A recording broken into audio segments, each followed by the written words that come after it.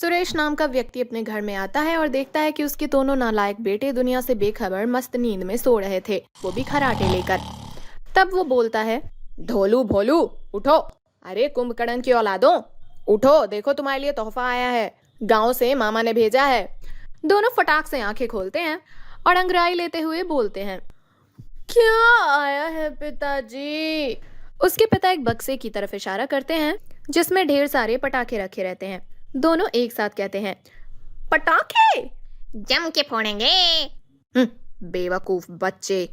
अरे ढोलू, मैं दिवाली तक नहीं रुक सकता, मुझे अभी पटाखे फोड़ने हैं। हाँ मुझे भी, तो चलो शुरू करते हैं। दोनों एक एक रॉकेट हाथों में ले लेते हैं। अरे ढोलू, पटाखों से और भी मस्ती कर सकते हैं। हाँ वो कैसे? चलो बताता हूँ। और दोनों घर से बाहर चले जाते हैं। एक पेड़ के पीछे छुपकर दोनों देखते हैं कि सामने से एक दूध वाला दोनों हाथों में एक एक दूध का कनस्तर लेकर आ रहा होता है। बस फिर क्या था, दोनों एक रॉकेट उसके पीछे छोड़ देते हैं। दूध वाला हड़बड़ाहट में भागते हुए उस रॉकेट से बचने की कोशिश करता है, पर उसका पैर एक छोटे से पत्थर से जा लगता है और वो धड़ाम से नीचे गिर जाता है और रॉकेट भी उसके ऊपर फूट जाता है। सारा दूध बर्तन से निकलकर जमीन पर फैल जाता है।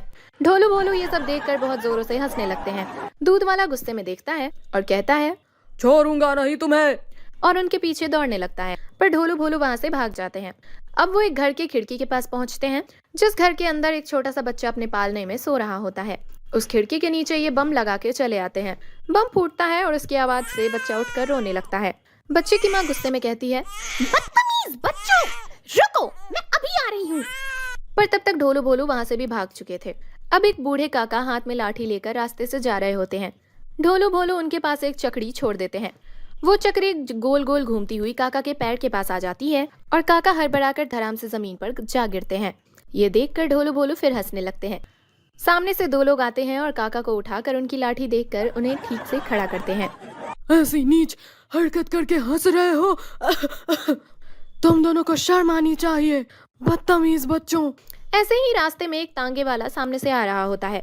बस फिर क्या था, ढोलू भोलू उसके सामने 2 अनार बम जला के रख देते हैं। तांगे का घोड़ा ये देखकर डर जाता है और तांगे वाले को लेकर फुल स्पीड में भागने लगता है। तांगे वाले का बैलेंस छूटता है और वो हड़बड़ाकर तांगे पर से दूर जा गिरता है और घोड़ा खाली तांगा लेकर बदहवास पूरे गांव में दौड़ता रहता है। लोग डर के इधर उधर भागने लगते हैं। तभी अचानक किसना उधर से आता है और तांगे पर कूद कर आकर बैठ जाता है और तांगे की कमान को धीरे धीरे संभालने लगता है। तभी वो देखता है कि सामने एक छोटा सा बच्चा बीच सड़क पर बैठा हुआ रो रहा है। किसना पूरी ताकत से लगाम खींचकर घोड़े को रोकने की कोशिश करता है और आखिर में घोड़ा रुक जाता है। बच्चा ये देखकर रोना छोड़ देता है और खुश हो जाता है। अब गांव के चौपाल पर सब मुखिया से शिकायत कर रहे होते हैं, या ढोलू भोलू पटाखों से हम सबको बहुत तंग कर रहे हैं। ढोलू भोलू ऐसी शरारत क्यों कर रहे थे? मुखिया जी, हम तो शरारत नहीं कर रहे थे, मामा ने हमारे लिए खूब सारे पटाखे भेजे हैं, तो हम सिर्फ पटाखे फोड़ के खेल रहे थे, सच्ची मुच्ची। तभी किसना के साथ जो उसका तोता था वो बोला, क्या बात है, इतने भोले बच्चे हैं तो मैंने आज तक नहीं देखे, झूठे कहीं के।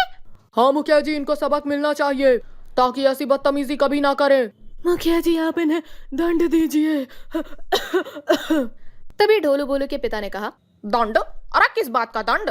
मुखिया जी, बच्चे खेल रहे थे, उनकी क्या गलती थी बताइए जरा। अब आप आनंद नगरी में बच्चों को खेलने के लिए भी दंड देंगे क्या?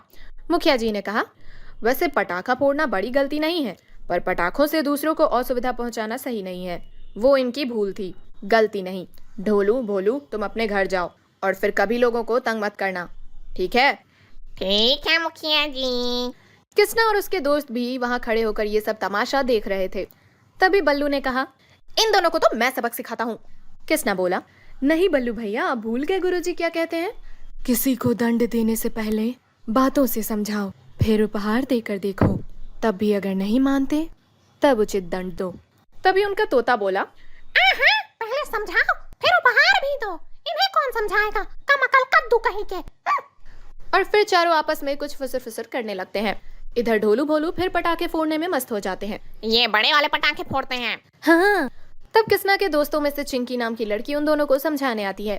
मत करो ना, सबको परेशानी होती है।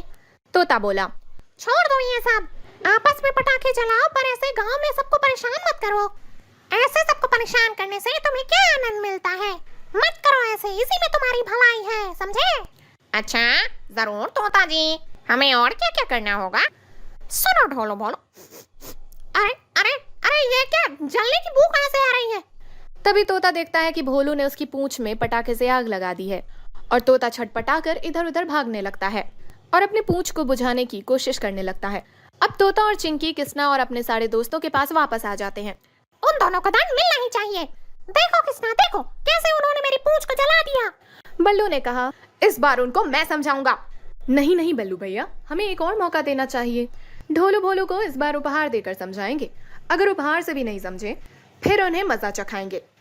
अब बल्लू एक लड्डू से भरा हुआ टोकरा लेकर अपने दोस्त के साथ ढोलू भोलू के पास जाता है। ढोलू भोलू, ये लड्डू लो।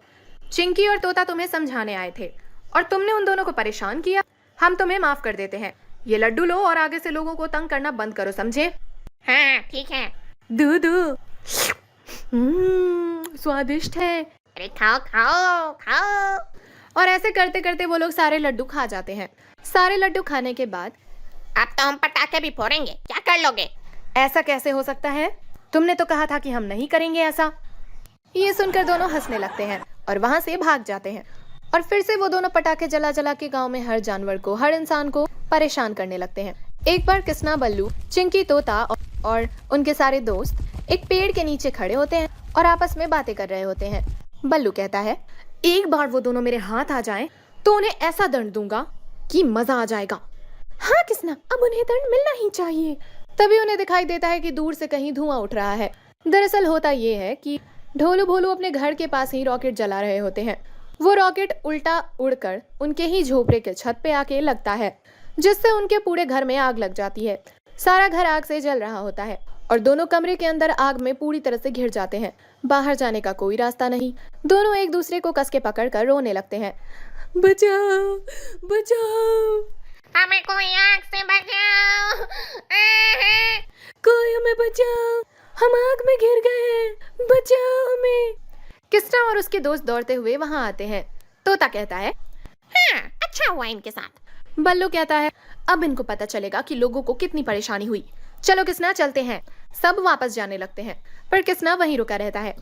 बच्चे ज्यादा शरारत करेंगे तो दंड अपने आप मिल जाएगा, लेकिन दंड उचित होना जरूरी है। दंड उनके लिए खतरा नहीं बनना चाहिए। तो क्या हम इनकी मदद करेंगे? हाँ, शरारती हैं पर हैं तो हमारे गुरुकुल के ही साथी और अपने साथियों को कभी खतरे में नहीं छोड़ना चाहिए। और किस्ना दौड़कर उनके घर में चला जाता है। धीरे धीरे गांव के सब लोग जुटने लगते हैं। जिन जिन को ढोलू भोलू ने परेशान किया था वो कहते हैं, अब इससे समझ में आएगा कि हम कितने परेशान हो रहे थे। मुखिया जी भी वहीं थे। मुखिया जी ने कहा, ये सब बातें बाद में, चलो पहले सब लोग पानी लाओ। किस्ना एक पैर मारता है दरवाजे पर और दरवाजा टूट जाता है। अंदर देखता है तो ढोलू भोलू डर के मारे कांप रहे होते हैं और पूरे घर में चारों तरफ आग फैली हुई होती है। और किस्ना ढोलू भोलू को आग से बचाकर बाहर ले आता है। ढोलू भोलू दौड़कर खुशी से अपने पिता के गले लग जाते हैं। सब लोग खुश हो जाते हैं और किस्ना के दोस्त किस्ना से आके उसकी बहादुरी के लिए गले मिलने लगते हैं। मुखिया जी कहते हैं, पटाखे मजेदार हैं, लेकिन सावधानी से पटाखे फोड़ना जरूरी है ताकि खुद को और दूसरों को कोई हानि ना पहुंचे। याद रखना बच्चों। और इस तरह कृष्णा की बहादुरी से सारे गांव वालों ने चैन की सांस पाई और सब लोग खुशी खुशी अपने घर चले गए।